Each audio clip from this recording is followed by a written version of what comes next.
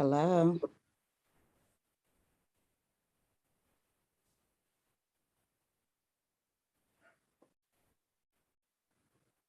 Good evening, Chantel. How are you?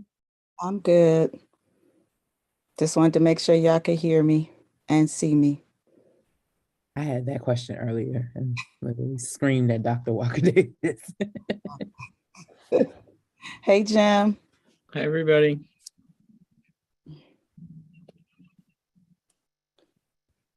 Can you hear me? Yes. Nice. Treat it like a hot mic. Okay. So don't say awkward things that I don't think other people can hear me say. Don't do that. I was thinking it was going to be a green light. It's a red light. Like with those bathrooms, by the way.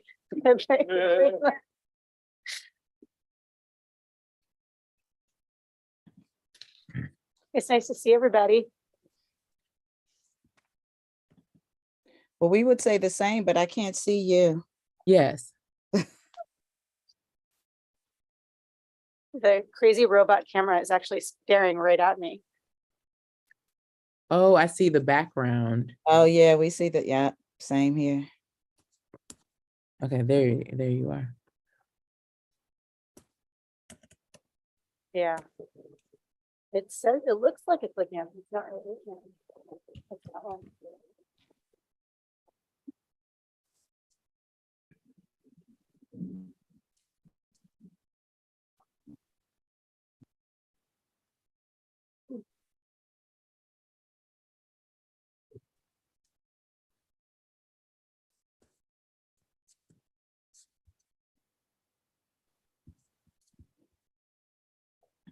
Okay.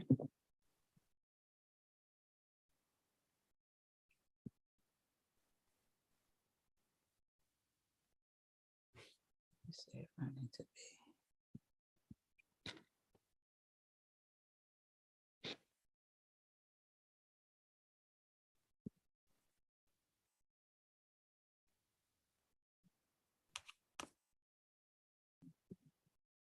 So we have the setting on, guys, that if you go off camera, you go away. We can't see you. Okay. Your name doesn't even show up, just FYI. Oh, wow. Okay.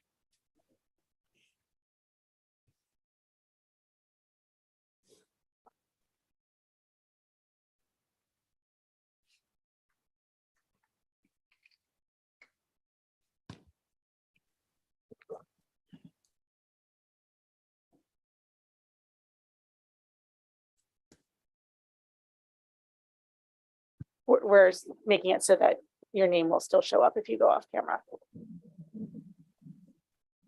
Just in that setting.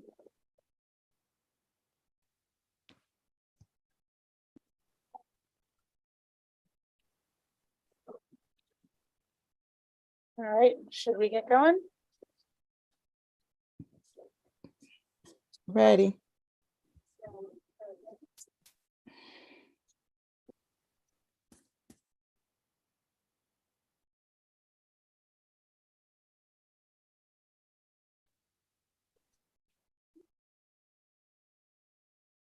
Hey, Ricardo. Hello. Hi, how are you? Good to see you. Hello there. Could someone send me the link to the board book? I had it open on Friday and I cannot find it now. Yeah. Thank you. Actually, I think I have it right here. Okay, cool.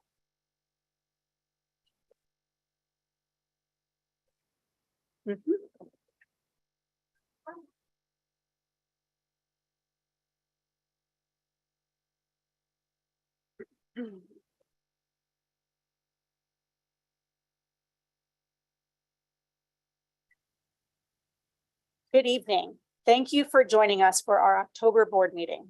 I am Leah Cruzy, board chair, and joining me this evening are my fellow board members and colleagues, Nick Rodriguez.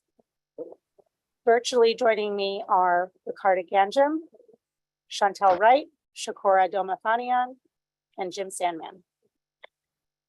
It feels like only yesterday that the school year was just beginning, And like learners and educators in school communities across the district, the DC PCSB team under Dr. Walker Davis's leadership has been busy, moving forward on a number of fronts. This year, with the input of families, school communities, and education partners, we've developed a strategic roadmap to guide our work over the next 3 years. During last month's meeting, Dr. Walker Davis walked us through how the team is making progress against these objectives. This strategic roadmap is not just a piece of paper. It's our vision of what is possible for learners in the District of Columbia. That vision is that every student, every DC student receives a quality education that makes them feel valued and prepares them for lifelong learning, fulfilling careers, and economic security. This North Star informs and guides our decision-making. If you're interested in reading more, you can find the strategic roadmap posted on our website. One of the strategic priorities named in here is excellent schools. We define that to mean ensuring that the DC PCSB decision-making responds to citywide need and results in improved outcomes for all DC students, especially those in historically marginalized groups. We're taking a number of steps to achieve this goal, one of which is the accountability framework that this body will vote on later this academic year. There will be more discussion about this framework in the months ahead, but it is being developed in real time with input from school leaders and staff, education leaders in the city, and other experts. We are working to develop a framework that meets the needs of the students in the district. I'll now turn it over to Dr. Walker Davis, who will talk a bit more about that effort. Thank you, Chair Cruzy. When it comes to the new accountability framework, we all agree it must be driven by a common goal: ensuring excellent schools.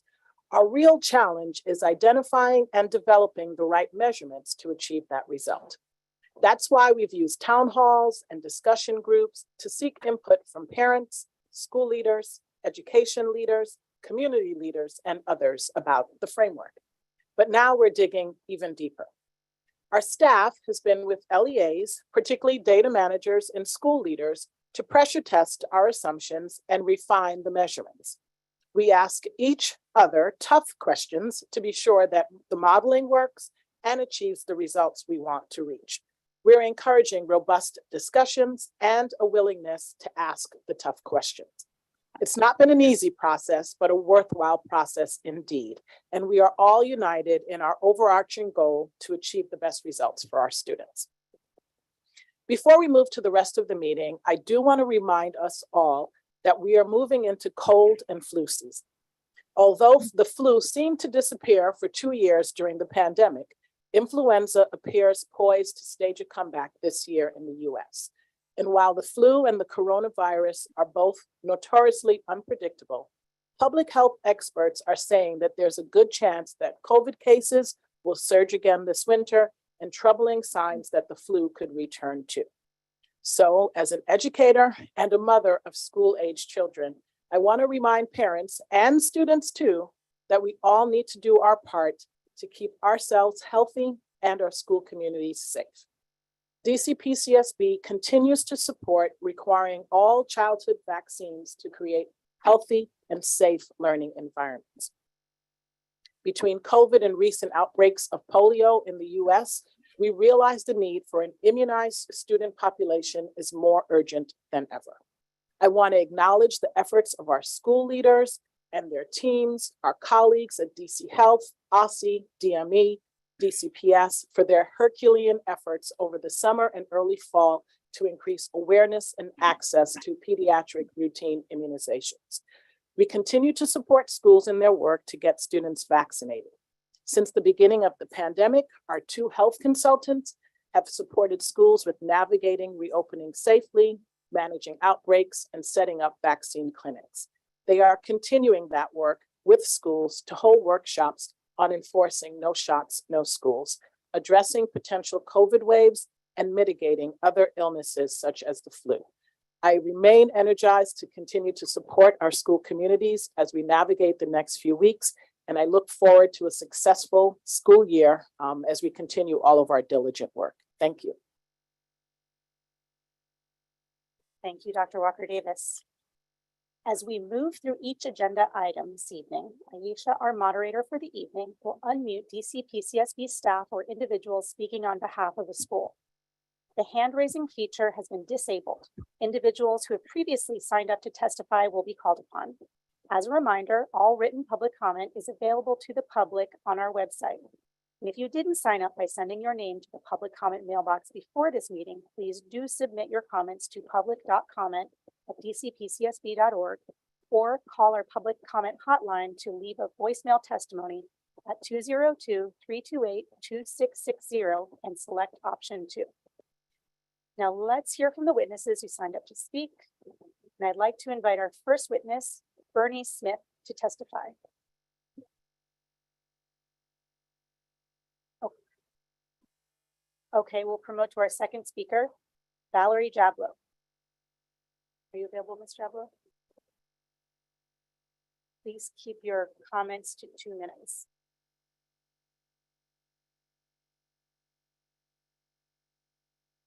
I am Valerie Jablow, a DC taxpayer, testifying about Eagle Academy's application to expand grades and your vote on it.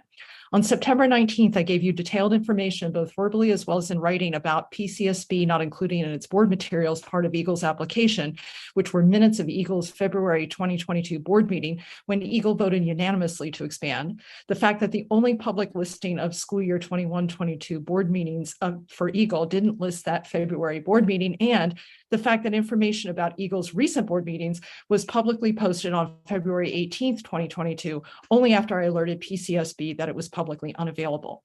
I appreciate that Eagle's information was somewhat updated on October 2nd on its PCSB profile page, and that minutes for the February 2022 Eagle board meeting are now there and with materials for this meeting. But my written testimony to you in September also made clear that Eagle was not alone among charter schools with publicly missing board information, while this October posting does not alter the fact that Eagle's board voted to expand its grades at a meeting that appears not to have been publicly noticed. As I documented for you in September, among the materials posted for this application are uselessly undated letters to ANC commissioners, along with attendance lists for Eagle's public meetings with children's names on them. I find such handling of public information irresponsible and disrespectful. But worse for me is we would hold a vote on this application at all. As my September testimony outlined, Eagle's proposal appears to be about money, specifically stating that expansion would allow Eagle, quote, to maintain or improve its current level of finances, unquote. In school year 21-22, both Eagle campuses had the lowest percentages of proficient and advanced PARCC scores for math and ELA when compared to DC charter elementaries with similar at-risk percentages, and lower scores than many charter elementaries with higher at-risk percentages. Finally, your willingness to vote on this appears to violate your own policy of non-expansion. As a taxpayer, I need you to work better for the public in DC. Thank you.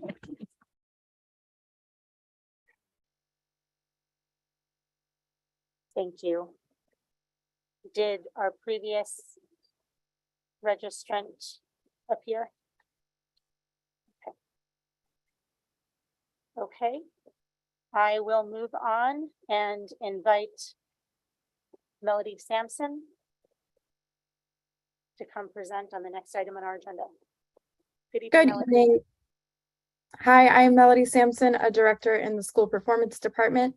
Tonight, the board will hear from Apple Tree Early Learning Public Charter School regarding its request to operate an additional facility located at 4900 Massachusetts Avenue Northwest ahead of school year 23-24. If approved, the additional facility will be part of the existing Apple Tree Public Charter School Oklahoma Avenue campus. Apple Tree Public Charter School Oklahoma Avenue is located at 330 21st Street Northeast, which is about 8 miles from the proposed facility.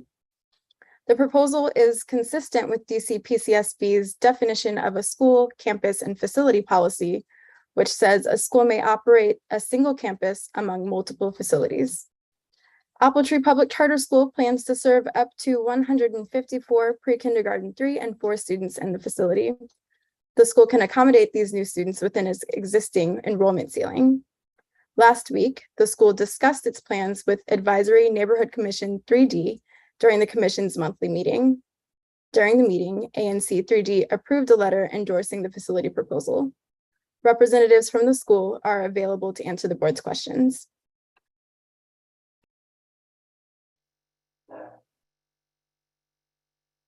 Welcome, Apple Tree team.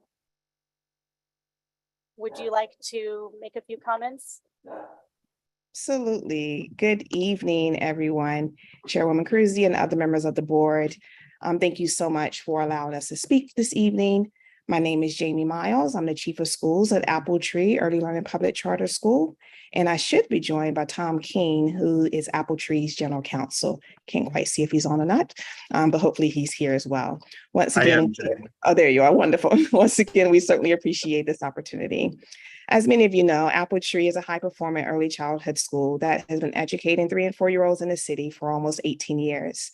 In addition to our work as an independent LEA, we also have successfully partnered and collaborated with other LEAs in the city to assist them with serving their early childhood students. Apple Tree is seeking approval to amend our charter agreement and operate an additional facility at 4900 Massachusetts Avenue Northwest for the 23-24 school year. This facility, as named earlier, will be an extension of our Apple Tree, Oklahoma Avenue campus located at 330 21st Street Northeast. The new location, which is over 12,000 square feet, will have 7 classrooms. If approved, we see this as an opportunity to provide families who live and or work in the area access to high quality early childhood public education. Absent of a facility in this area, parents of preschoolers will have to continue to invest in private school education or travel outside of their ward, as access to quality preschool free public school in that area is limited for some of the preschool students. Over the past several months and weeks, we have engaged our board, Ward 3 neighborhood associations, ANC 3D members, and the response has been uniformly positive. To help eliminate traffic and parking concerns that were raised, we've already been in contact and we have a plan in place that will pretty much keep all drop off and pick up right there on the school's facility. In addition, there's plenty of parking for staff and parents and visitors, as we know that can definitely be a challenge as you look for facilities here in DC. In addition to that, most of the work will be internal, which will eliminate a lot of the disruption that often comes with building a facility or modernizing a facility in an area. And we will have a wonderful playground. So as an added benefit to the community, we're looking to be able to open our playground, as we do many of our schools and playgrounds, to family members after school hours, as well as on the weekends that they can go and enjoy that time with their family. Apple Tree is known in the city for, quote, doing early childhood very well. And data suggests that we are certainly doing it well. We are excited about the potential of being able to respond to the need and open a facility in Ward 3. And if approved, that's what we will do. So thank you for your consideration, and I will accept any questions that you may have at this time. Thank you, Ms. Miles. I want to open up the floor to fellow board members if they have questions before I jump in with them. Good evening, Jamie and Tom. I hope you all are doing well. So if approved, Apple Tree would be the first public charter school in Ward 3.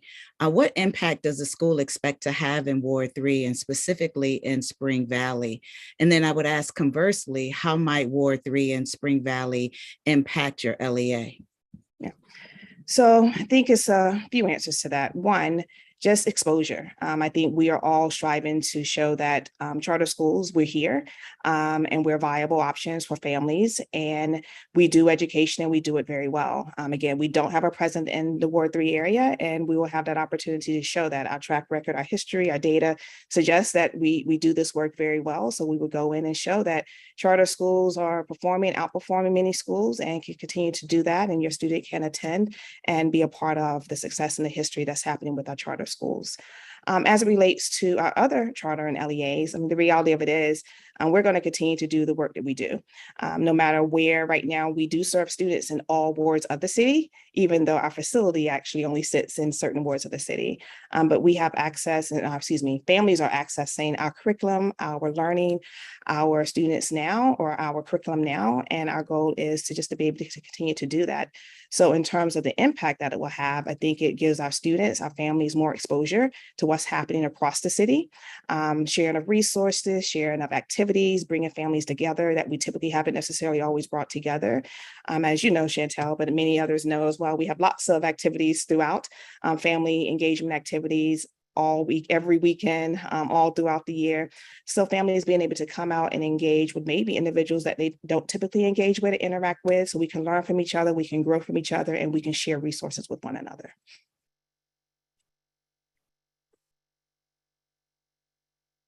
Thank you. Jamie, I had a follow-up question that I anticipate some confusion from parents, members of the community around terminology like facility and campus.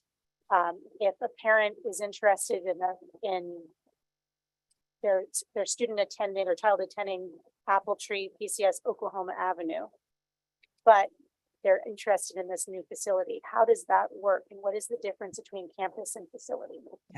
Location. So when we do, and if approved, when we put in with My School DC Lottery, we will have both locations with the address listed there. So families will be able to choose a location that best meets their needs, as well as when our families do apply to attend any of our schools. We love to get on the phone and talk with them to better understand why they made a selection, where they're coming from, where they're living, so that they will know what facility may be best suited for them. Maybe it's where you work, maybe it's where you live, maybe it's on your commute. So we will assist families with better understanding, but from the start, it will be listed in the My School DC portal application process with two separate addresses, or two different addresses, excuse me.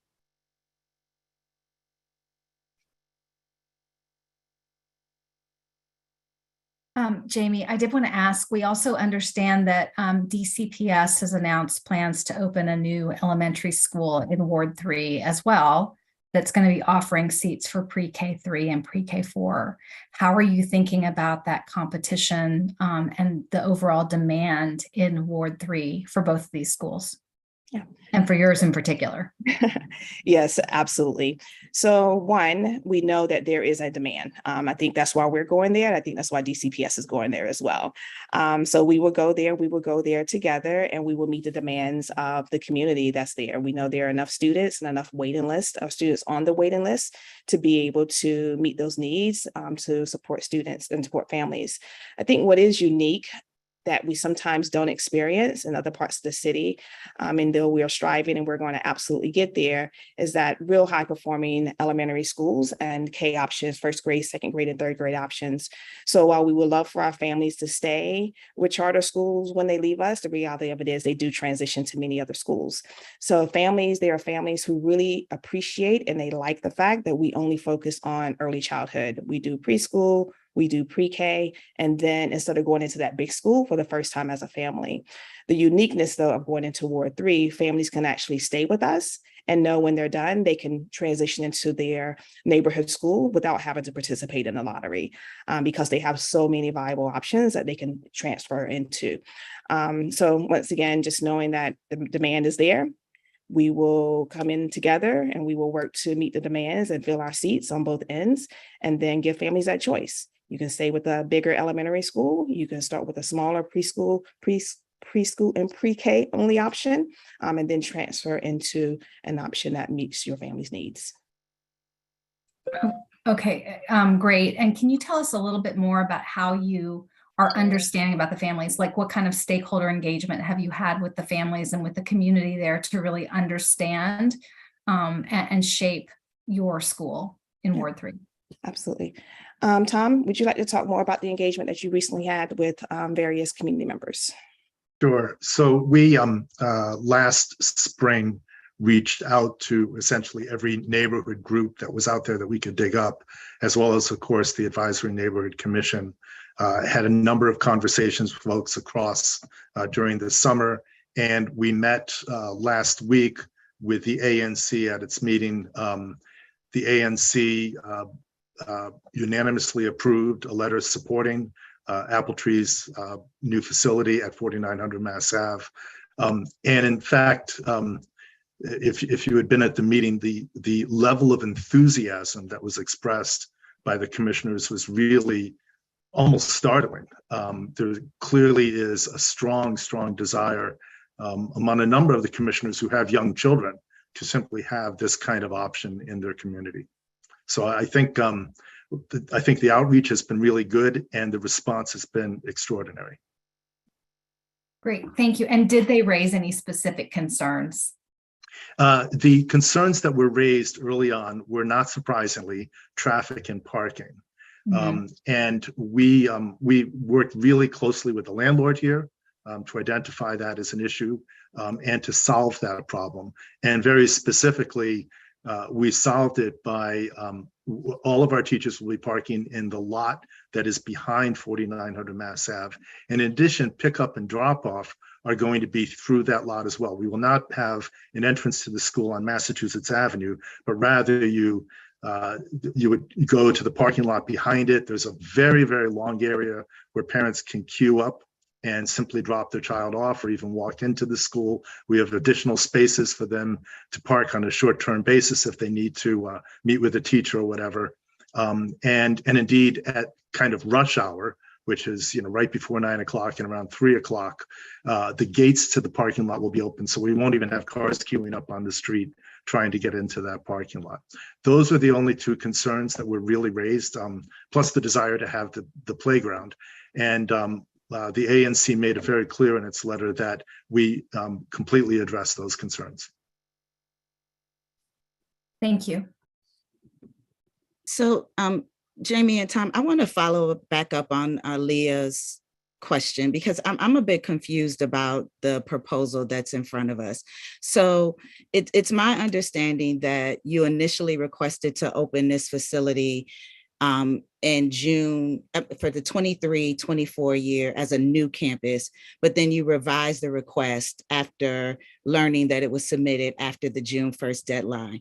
And you're looking to make this an extension of your Northeast campus. Like, why are you trying to operate this as part of your Oklahoma campus, which is in Northeast, versus another one of your campuses, for example, maybe like Columbia Heights, which is closer? Like, help us understand the thinking. So if I apply, I live in Northeast, or I understand you can go to school anywhere, but if I apply to Oklahoma Northeast, I can either choose Northeast or I can choose this Northwest. Like, help us understand your rationale for this connection and your change in plans from a new site to an extension of this existing campus. Yes. So one, that was our original request to open a new campus. And as stated, we did not meet that deadline. So it was recommended or shared with us that there is another option on the table, which would be to do the new facility. And we took that route. We do have plans to open a new campus in the next year or two. Once this new facility is approved, our goal would be to continue to stay in that area and eventually open a new campus in that location. One of the reasons for choosing that particular site over some of the others, we are currently, matter of fact, President CEO right now is in a meeting with the Archdiocese to talk about renovations and modernization to that particular facility. We anticipate approval to be able to move forward. We hope we get approval to move forward. And if that does happen, it will be significant in terms of some of the work that needs to be done, which may mean that we need to close some of the classrooms there. We wouldn't close completely, but we may need to close the classrooms there so that we give space. In addition, when you think about collaboration and being able to engage in those activities that I named earlier, that is one of the sites where we have one of our largest facilities, where we have parking available, playground available, don't have to fight with traffic, don't have to fight with parking on the street. It is a great site to welcome others across the city to engage in opportunities. And as we work and strive to build relationships and partnerships across the city with all of our schools, with our community events, that is just a great location to be there versus, for example, our Columbia Heights campus. There is no parking. Good luck trying to find parking. You're going to drive forever. We don't have the space. We don't have the room there. But then naming again, our families come from everywhere. We were actually looking at a GeoMap just today and doing one of our enrollment meetings, and our families are actually in every ward of the city, coming from every single ward. So ultimately, it's given options to all families. Definitely, I'm anticipating we will see many of the families who live in Ward 3 in that area going to the school, but it's open to all families. And our goal is, again, once families apply, we will spend time learning more about what you are seeking. Most families are looking for less about the name is Apple Tree, Northwest, Southwest. It's more about where is it located? Is it near my job? Is it near my home? Is it easy access for me? And that's what we strive to support our families in being able to do. So I'm going to push here. So if I am currently, or if I'm going to apply to your Oklahoma Northeast campus, what you're saying is in my school DC, I will have the option of either one of those locations as to attend. Will you help me get to, I say I live in Northeast, will you help me get to Northwest, or I would be responsible for getting my child there? At this stage, yes, you're responsible for getting your child there. Because Okay. again, if you're choosing, if you're in, I mean, it's your choice where you would like to go. And again, why you're making that selection, is it that you would like to be in that Northwest facility because you work there, near there? We're hoping that makes perfect sense to us. So that's on your commuter path, that's in your work area, that's a great location for you to be. Maybe, I don't know the reasons why people would choose, but I know there are lots of reasons why people will make choices. But ultimately, yes, families will be expected to get there.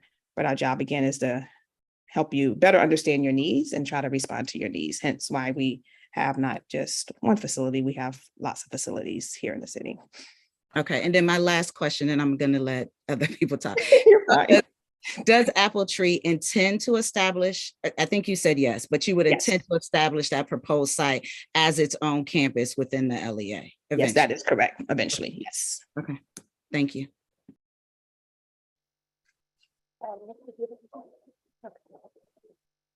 Did any other board members have questions? Okay. Thank you, Apple Tree team. All right. Thank you all very much. Thank you. Thank you.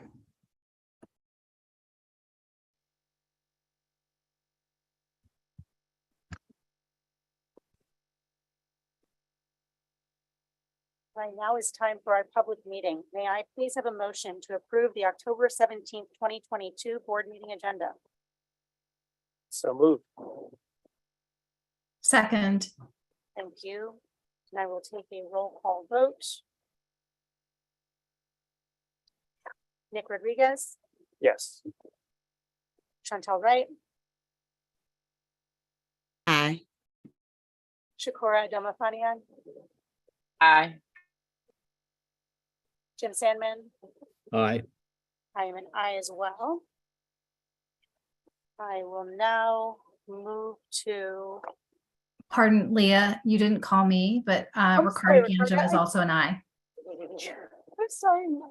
That's okay, no I worries. apologize, Ricardo. Thank you. Okay, I will move forward on our agenda to the matter relating to Eagle Academy Public Charter Schools request for a grade expansion. May I please have a motion regarding this amendment request?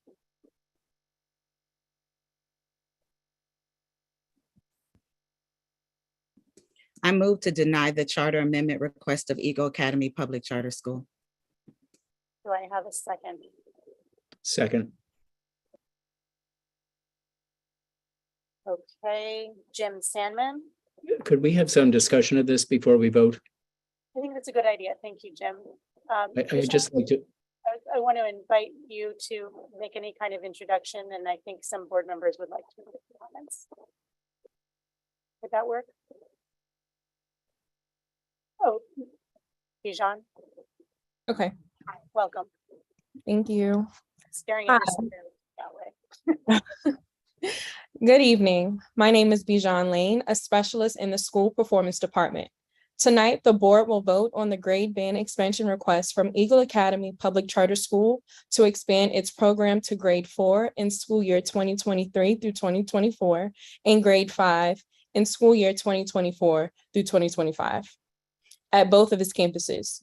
DC PCSB staff recommends the board deny this charter amendment request for the following reasons. First, in September 2021, DC PCSB announced that it would not accept new school or grade expansion requests through 2022. Since then, DC PCSB has been re-envisioning the current rubric and evaluation process to align with citywide need and the revised accountability framework. Since development of the accountability framework is still in progress, DC-PCSB cannot presently evaluate the request against a standard for approval on student performance. Second, if DC-PCSB was accepting expansion requests at this time, the due dates outlined in DC-PCSB's Charter Agreement Amendment Petition Submission Policy would apply. Per this policy, schools must submit all grade expansion requests no later than June 1st, 1 year prior to the start of the school year in which the proposed changes will be implemented. Eagle Academy PCS submitted their request after this deadline. Our staff aims to implement this policy with fidelity, in part to provide an equitable experience for all schools that come before the board with the requests. DC-PCSB received 46 public comments on this proposal, 43 in favor and 3 against. Representatives from the school are available to answer the board's questions. Thank you.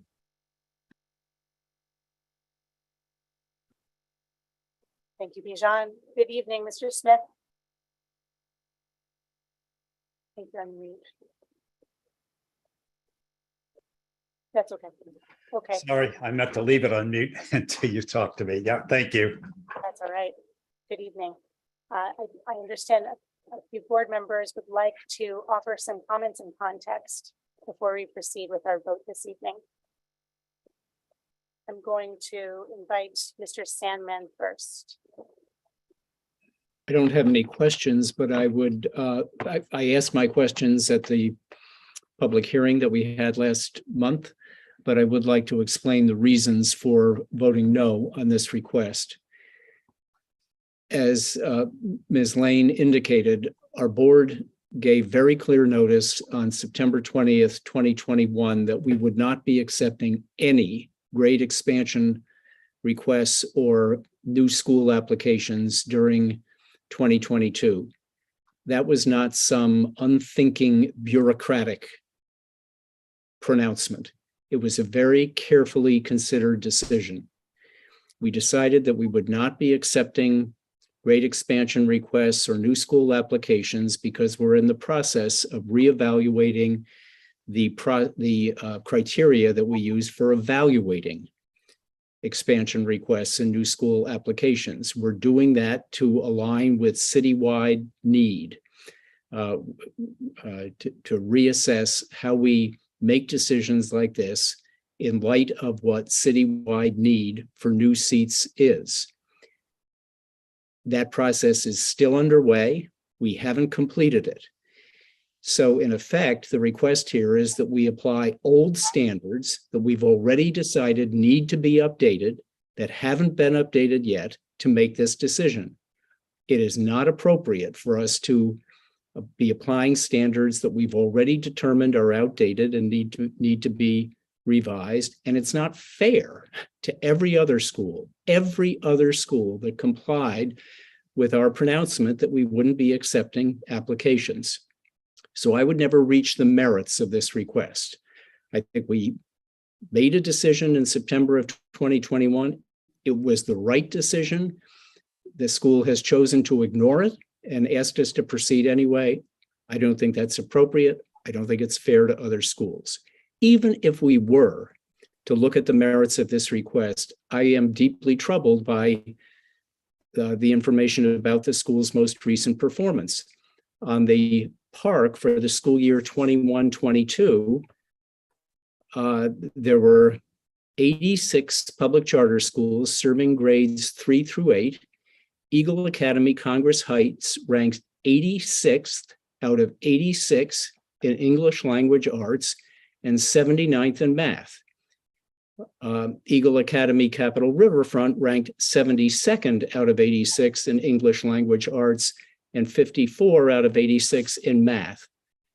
With those kind of performance numbers, I would be seriously concerned about entertaining a request for a grade expansion. But as I said, I wouldn't reach that. We made a decision, a well-reasoned decision in September of 2021. And I think this request that we ignore that decision is inappropriate. Thank you.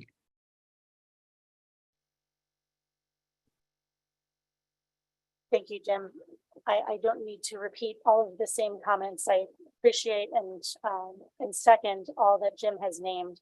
I want to reiterate some of my opening comments from this evening, that the strategic roadmap work that this body has undergone over the last 3 years was not for the sake of doing an exercise for a new strategic plan, and that is not simply a piece of paper.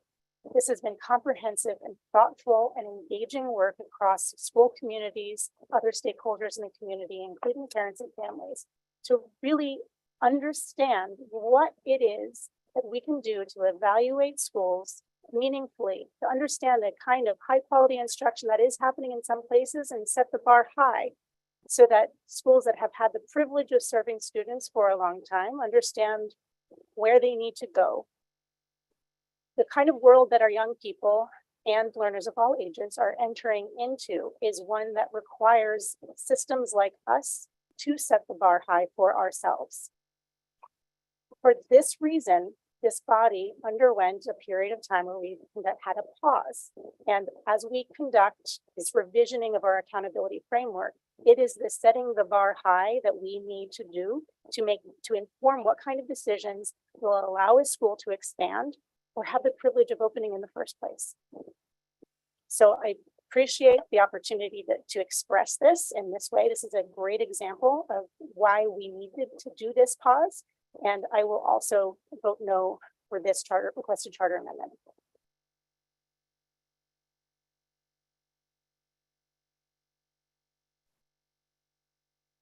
Great. And I would like to express a little bit of my reasoning around my decision also to deny the request tonight. I completely agree with the importance of the strategic roadmap and the process that we've taken there. And yet I also recognize that COVID impacts are still being realized, and it's going to take years to resolve many of those COVID impacts. And so I appreciate the thoughtfulness that you all put forward about your students at that time and the emotional connection to putting that proposal forward. Looking at research in education on the importance of that 3rd grade transition, the 5th grade transition, and the 8th grade transition, those also weighed very heavily on my thoughts. And as well as the importance of being in a nurturing environment where people and students are really feeling connected to their school. Those things all really resonated with me highly. Also, though, looking at the performance in the school, then on the other hand, I just wasn't convinced that this was the right decision, knowing the deadlines that we have, knowing that there could be opportunities for the students to go to another school as well. And so for those reasons, I am voting no tonight.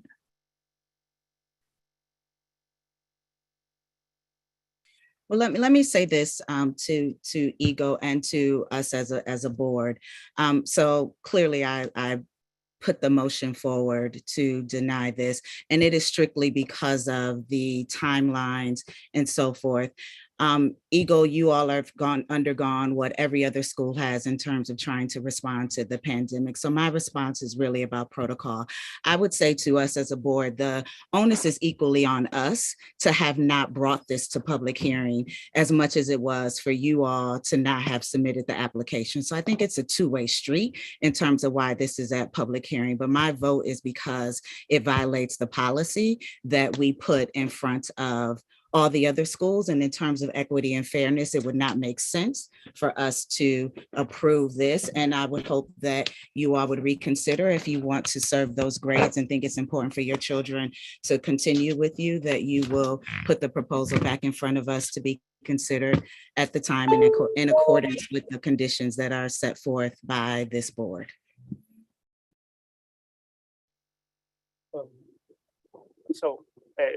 I just want to, so I'll also be voting no, and all the reasons have been given. I don't have any additional ones to add.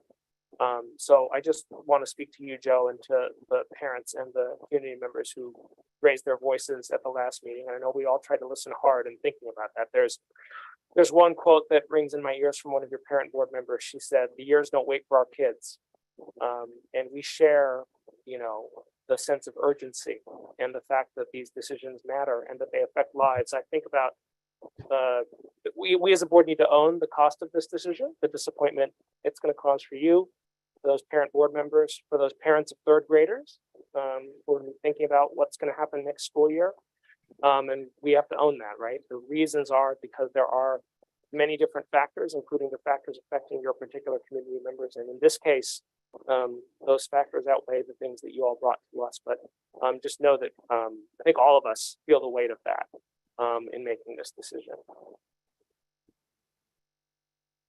Really quickly, again, I will be voting no as well for all that has already been stated. But Joe, to you and your school community, I think I look forward to, should you all decide to put forth a new proposal, I look forward to hearing more on the work that you all are doing currently to prepare your scholars and to prepare your school community for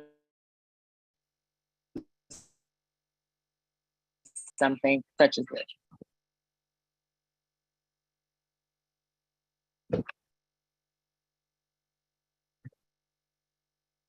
Thank you, colleagues. We already have a motion put forward, so I don't need to bring that up again. I'm going to proceed with the vote following the second that I had earlier. Just so we're clear, we've all been talking about voting no, but the vote to deny is actually a yes vote. We all have to take that, right? That is correct. So The motion has been put forward by Chantal to deny the charter amendment. With it understood, so the response should be aye if you are in favor of that motion. Chantal Wright, Aye. Jim Sandman, Aye. Ricardo Gandham, Aye. Shakura Adomafanian, Aye. Nick Rodriguez, aye. and Leah Cruzy is also an aye. Thank you, Mr. Smith. Thank you, Bijan. Could, can I make one comment? Sure, please. I was very disturbed about the note on the test scores. Our first 18 years, we were a high-performing school except in 2 years.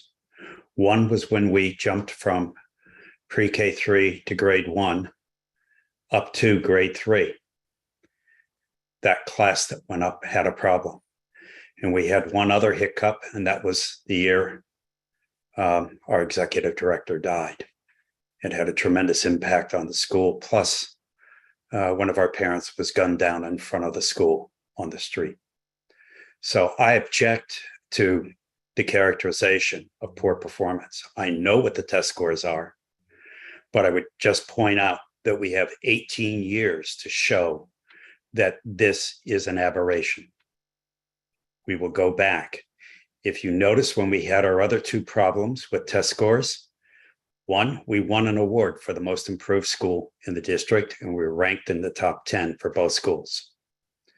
Number two, and the last one, we made the greatest jump, both schools did, of any charter school previously in terms of achieving its tier 1 performance. So I object to we know where our scores are. It's COVID. We're in the toughest area in your city. Would you please have some notion of what that is? It is not the easiest thing to do. And whenever we've had a hiccup, we has always come back with extremely strong performance. And so I'm very disturbed that you would take scores that clearly exist in a very tough area. Our focus was not on academics. Our focus was on the social emotional part of our children getting through COVID and their families getting through COVID. And I think that was the most important thing that we could do. And I think the focus on anything else is inappropriate. I'm very disappointed in the decision because we've been talking with Public Charter School Board about this for a while. And yes, we did get it in late. And yes, we have wanted to do it. We did not realize when you made your rule in September, you were going to make your rule. It's that simple. Had we been notified, we would have got something in a lot sooner. So I know you're disappointed in us for pushing this, but we are also disappointed that we were not given a fair shot at this from our viewpoint. And I think probably my board of trustees would say that much more strongly than I have. because they feel very strongly that we ought to be allowed to go forward. I wish I could change your mind. I wish you could see the fairness of what our application is, but you've already made your vote.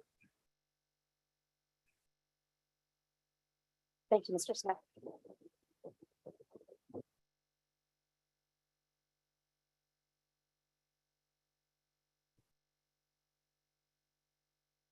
Would any board member like to remove an item from the calendar for further discussion or state a recusal for the record?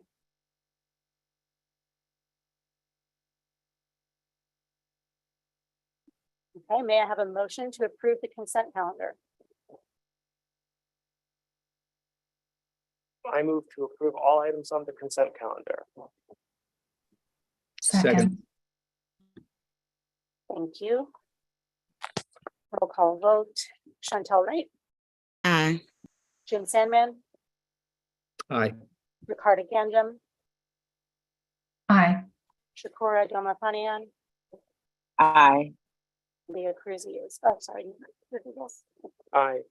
Leah Cruzy is also an aye. Is there any new business? If there is no new business, may I have a motion to adjourn? Motion to adjourn this October 17th board meeting. Second. Thank you. Chantel Wright, Aye. Jim Sandman, Aye. Ricardo Ganjum, Aye. Shakura Domafanian, Aye. Nick Rodriguez, Aye. and Leah Cruzy is also an aye. Good evening, board members and all other attendees this evening. Thank you. Have a good night. Thank you.